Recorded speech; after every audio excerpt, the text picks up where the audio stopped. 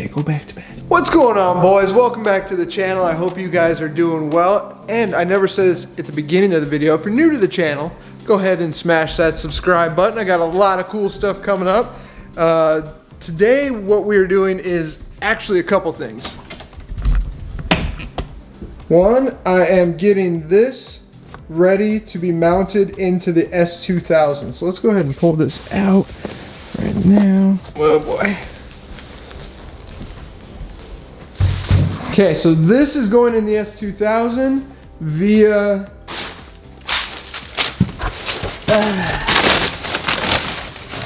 Pci Mounts. And I'm really excited about that because there's a long wait time on those. They don't actually have any in stock, but I called them and the guy said, we don't have any of the gray side brackets in stock. We have some of the black side brackets. I was like, I don't care what color they are. So I actually got a set of those, which is really lucky. So we're gonna get the brackets and everything mounted to the seat, but first what we have to do is the S2000 is ready to go get the supercharger installed. So first thing I wanna do is install the Koyo radiator because it is hot here in Austin. So I wanna get that installed so we can keep it cool when we have the supercharger all installed. So let's get out there. It shouldn't be too hard of an install. I mean, it's very straightforward. I've looked up videos just in case, but again, it's a super easy, straightforward install. Hardest thing about this job literally is going to be jacking up the car. I hate jacking up this car. So anyway, let's get this up on jack stands. We should be able to knock this out in under an hour or so. Fingers crossed. All right, so really straightforward here. First thing we're gonna wanna do is take off the air box. That'll give us access to, well, better access to the radiator. We can't pull it out with the fans on, with the air box on, so this is really simple. We'll just take it off from the intake manifold itself, take off the couple hoses that are attached to it. I believe mine only has like one bolt down there, so should be pretty easy. All right, big heaping air box out of the way. Now what we're going to do is drain the radiator. This is the messy part, but gots to do it. So drain the radiator, then after that, well, I'll get to that when I get to that, but really straightforward. At least you can get to this from the top side. See how messy this is gonna be.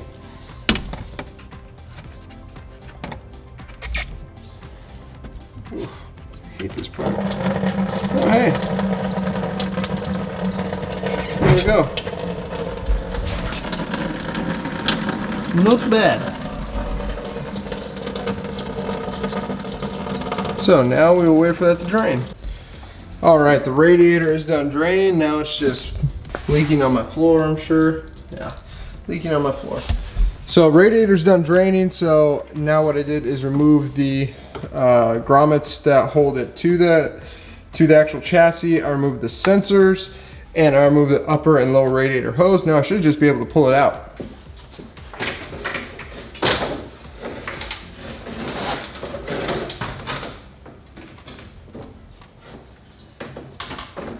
Oh, forgot about the lower temp sensor.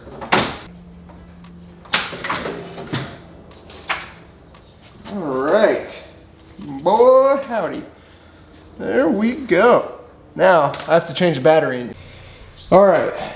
Radiator out. Now it is time to unbox the Koyo radiator and take the fans off the stock radiator and put it on the Koyo. I was gonna go with SPAL fans, but SPAL fans are on a major back order right now, so this will do for now. It's really not hard to change the fans. It's really not hard to pull the radiator, so if I ever need to, I'll just go ahead and do that. But yeah, let's replace these guys. All right, so here they are side by side. And one of the things you do want to make sure to do is take off the, I believe it's a temp sensor, and this I believe we will have to take off as a whole to screw that one in. So right now it's just swapping the pieces over and everything is a direct bolt on. All right, the last thing you want to do is grab these little rubber mounts from the base of the stock radiator and throw them onto the new one. All right, so now we can actually throw the new radiator in. I just stuck the grommets actually in the mounting locations because they don't really stay on there as is, so just put those in the stock mounting locations and slide the new radiator in. All right, so radiator is installed, upper and lower hoses are connected, left or the right fan sensor is connected, the left fan sensor is connected, the temp sensor down there is connected. So now it is just putting on the air box, filling this thing up with fluid, and then bleeding it. All right, so for the S2000, what you do is you fill up the radiator itself first. And while you're filling that up, you want to crack, there's a little bleeder valve right there. You want to crack that. Once you start seeing fluid come out of that, you can attach a clear hose if you're really anal about it, but once you see fluid come out of that, tighten that back up, fill this up, and start the car and turn the heater all the way on. And if you can, you want to try and hold the RPMs at around 2,000 to 3,000 once it's warmed up. But once you start feeling hot air coming out of the vents, then I believe the fan's kicked on. But you want to burp as much air out of the system as you can. All right, so we got it all wrapped up. Everything's good to go. Now I'm going to put the supercharger in the fiance's car because she is coming to pick me up after I drop this thing off. So, time to get this stuff loaded up. All right, boys, so we just got back from taking the S2000 over to the shop where it is going to get supercharged. So it'll be there for a few days. I will post some updates on that as well because I'm sure I've mentioned this, but I have all ARP hardware. I printed off a bunch of stuff for that Kraftwerks kit to make it as reliable as possible. And as I'm sure a lot of you guys know, that kit is known for having a few issues. So I want to do a reliability test on that and just see how good we can make it. If we do everything that's recommended, there's a lot of people who have gone through a lot with that kit.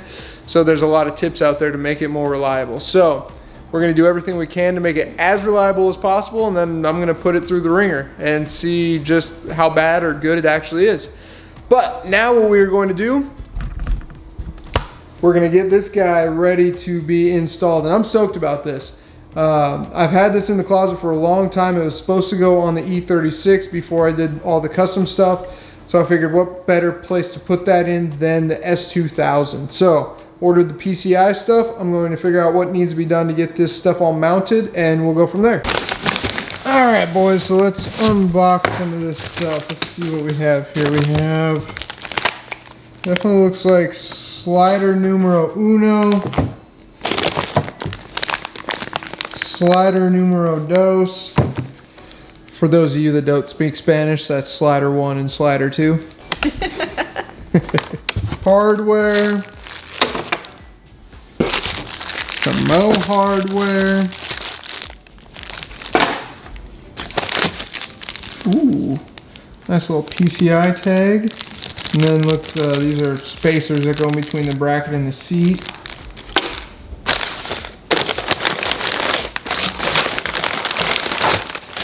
And there are the actual brackets themselves. Sweet.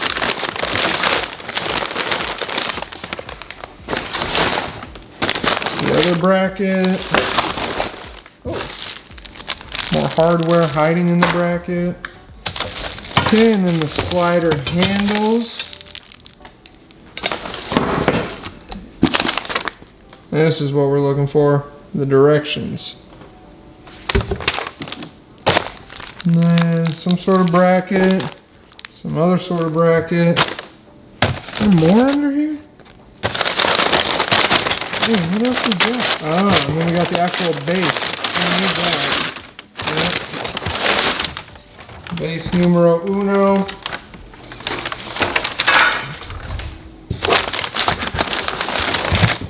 And then base numero dos.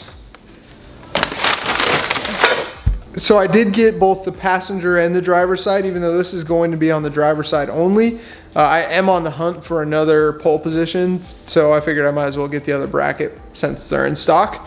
But the hard thing with this seat is finding another pole position with small Recaro font. They are impossible to find. They only made them for a limited time.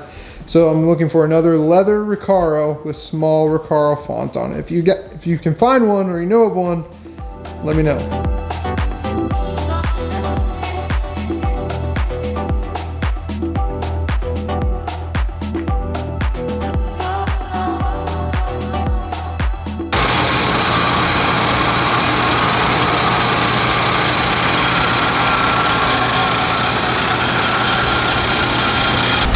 right, boys, so we're at Boost Logic and Roman is tuning the S2000, and I want to go over everything that we did to kind of beefing up the kit, because I know that is one of the things I talked about doing in this video, because this kit is so known for failures.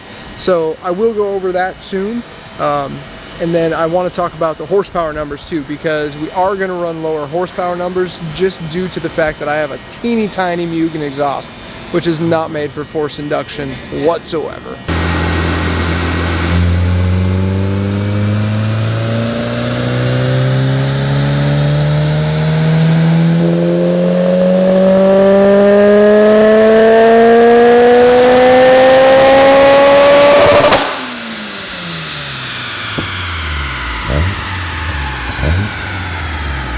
Oh yeah, look who's back, boys. Gosh, that lip just fit. I'm gonna get that lip repainted, just so y'all know. Don't bust my chops about it. So, the S2000 is back. This video is very, very segmented and weird, and there's a reason for it. But when I start talking, I can get long-winded, so I'm gonna try and keep this short for you guys. Okay, so extremely long story short. Basically what happened, I dropped the car off to get the supercharger installed. I will say right away, everything with the supercharger itself was fine. The kit itself, we didn't have any problems with. Well, let me take that back. One time on the dyno, this boot and clamp did slide apart. So that was the only thing that happened with the actual kit itself.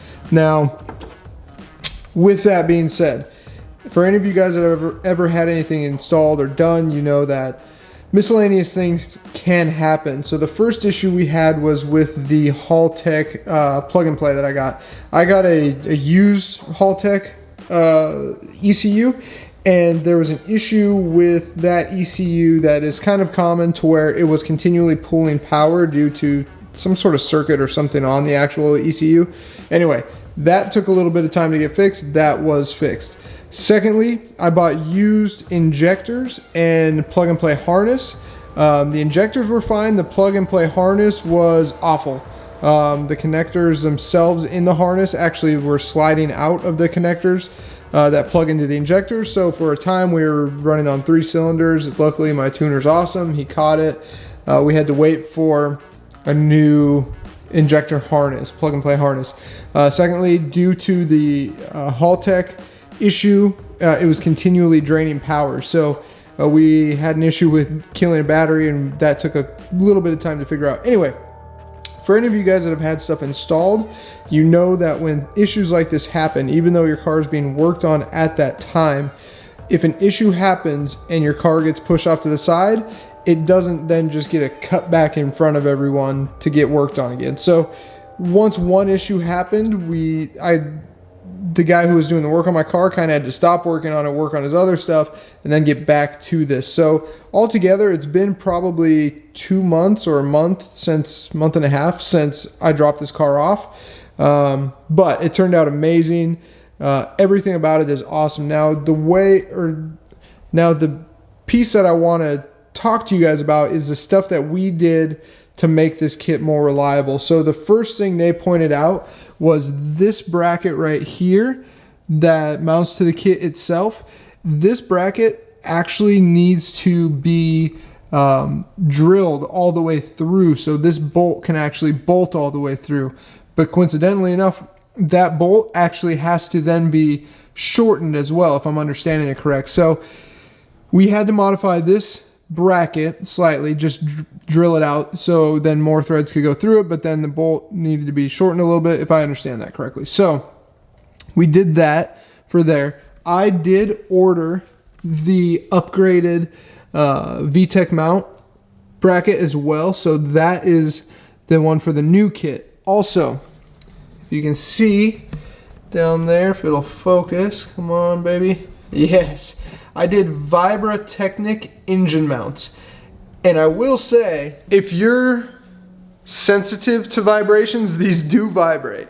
They will break in a little bit, and supposedly they're not that bad, but you do get some vibrations throughout the cabin with those mounts. But I like them, and with this kit, you want to keep as much sideways movement. You want to limit as much sideways movement as you can with this kit. So that's why I went with those upgraded mounts. A lot of guys suggest doing like an engine stabilizer or like race mounts. These were the next best thing. I didn't want to do race mounts because I didn't want it like fully stiff, but these are definitely stiff enough to where it definitely limits the amount of movement you're going to get with the motor altogether. So we upgraded the two brackets basically. Upgraded the engine mounts, then it's all ARP hardware. I got literally all the ARP hardware that you could get for this. So every bolt that attaches is all ARP. We made this titanium elbow for the intake. LHT has done a lot to, a lot of dynos on these, and they say the intake on this side makes more than putting the intake where the kit recommends, which is right here. So that is new. Then also, you saw at the beginning, I did a upgraded Koyo radiator. And then the big thing also for this kit is belt tension, and it's kind of hard to see. So the belt tension is a big thing, and I was so worried about it that I actually ordered 2 replacement belts as well. But basically the way I understand it and what some of the documentation says is you want to have the belt loose enough to be able to rotate it like 45 degrees once it's on there. It's not going to slip because it's a cogged system, so it's not going to slip. You don't have to worry about that. If it were like a serpentine belt with an auto tensioner, you'd be good to go. But this is a manual tensioner, and it's a cogged system, so you don't want to over tighten it. So when it's cold, you want to be able to move the belt like roughly 45 degrees. So I mean like physically grab the belt and rotate it and be able to move it 45 degrees. I believe some guys do rotate it more and leave it even looser than that. I don't want to really go too much looser than that, and this is what my tuner and all the guys that I've talked to have said is sufficient. So that's how we have the belt tightened. Now, I did prep this car for forced induction with the Skunk 2 alpha header, but funny enough, and you guys have seen this in my old video, in other videos on this car. And if you know my E36 build, you know I despise drone. I'm over that time of my life. I don't want drone. I don't want a loud exhaust that's gonna piss off all my neighbors. So I went with the Mugen exhaust. I absolutely love it. It sounds amazing. Downside, it is tiny, super tiny. It is not built for forced induction. We dynoed this, it came in just under 350-ish horsepower, 350 or 340, somewhere around there. My tuner and everyone I talk to say, as soon as I get rid of that Mugen exhaust, it'll be 380 to 400 wheel horsepower easily. I don't think I want to. I drove this home, it feels amazing. I'm gonna do a first drive video for you. I don't want drone. I want this to be, like I said when I first started this build, I was shooting for like an S2000 Type R. And the Supercharger is very linear power, so it still feels fairly NA as opposed to going turbo where it's just like a roller coaster of power. So this still feels NA. It feels and sounds amazing. It's not gonna blow your eardrums out. It's not gonna piss everyone off. But again, the exhaust is puny. It's very tiny, so it's not made for a forced induction application. But she's home, boys. She's home, and I can finally, honestly, there's not too much else left to do to this besides just give her the old reliability test and see how she runs. I may get these AP2 V1s redone. I am definitely going to have the lip repainted to match better. The interior is solid. I have the pole position that I have to mount, and yeah, the interiors, everything's on point with this. The last big thing I'm probably going to do will just be an exterior detail, and that's, I'll video that, but that's basically what I'm going to do. I'm going to take a buffer to this and try and get this as perfect as I can. I'm not a pro, but anyway, so that's where we stand with the kit. The Kraftwerks kit, it's going to be, again, a reliability test. I'm going to drive this as much as I can. I don't drive that often, but here she is. And again, 350-ish, somewhere around there, 350 and like a little over 200 wheel torque. It feels good. I think you guys, once I am able to make a video driving it and you hear the sound and it's not deafening, I mean, I'm really stoked on it. Do I want the extra 40 horsepower or whatever? Kind of, but it's a sacrifice. I think that exhaust is worth it. Now I can sell it, but we'll get into that in another video. So I know it's been a while since I uploaded, and that was mostly due to just the delays with this. I was having delays with this, delays with my E36, and delays with my E92. And to be honest, you know, I don't make a living doing this. There's much better ways for me to use my time. Especially right now, there's a lot of opportunities, stock market, Forex, crypto, the e-commerce, online. So there's a lot that I've been doing.